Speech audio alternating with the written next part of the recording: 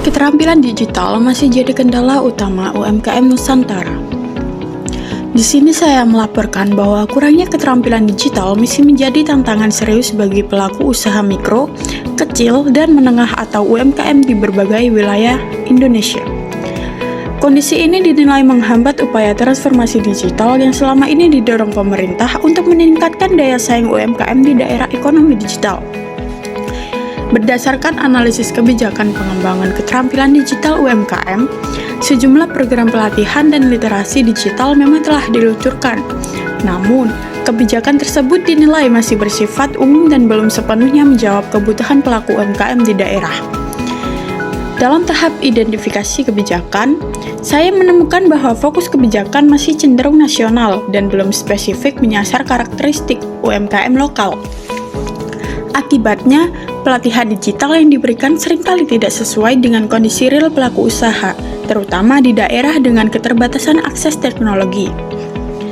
Sementara itu, dari sisi latar belakang masalah, kebijakan ini bertujuan mengatasi rendahnya literasi digital, keterbatasan akses teknologi, serta lemahnya daya saing UMKM. Namun, data pendukung yang digunakan dinilai belum rata, khususnya data berbasis riset lapangan. Minimnya pemetaan kondisi UMKM di daerah membuat kebijakan berpotensi tidak tetap sasaran.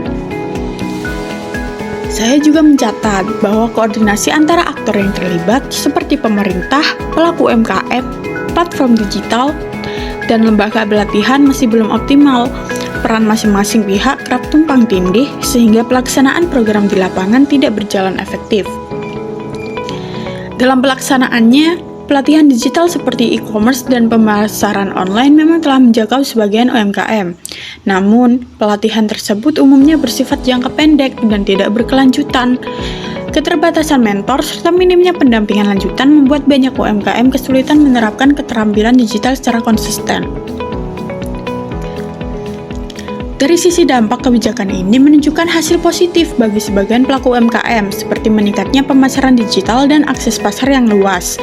Meski demikian, kesenjangan digital antara wilayah masih cukup tinggi. UMKM di daerah tertinggal dinilai belum mendapatkan akses setara dibandingkan UMKM di wilayah perkotaan.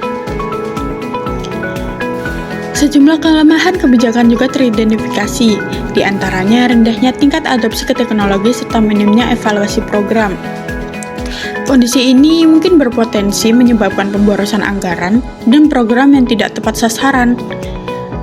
Sebagai rekomendasinya, para analisis kebijakan mendorong pemerintah untuk memperjelas fokus kebijakan pengembangan keterampilan digital UMKM. Dengan langkah-langkah yang disarankan meliputi pelatihan digital berjenjang, pendampingan berkelanjutan, pemberian insentif bagi UMKM yang berhasil mengadopsi teknologi, serta monitoring dan evaluasi kebijakan secara berkala. Di sini saya menilai, tanpa perbaikan kebijakan yang lebih terarah dan berbasis data lapangan, upaya transformasi digital UMKM Nusantara beresiko berjalan tidak maksimal. Padahal, penguatan keterampilan digital UMKM menjadi kunci penting dalam mendorong pertumbuhan ekonomi daerah dan nasional.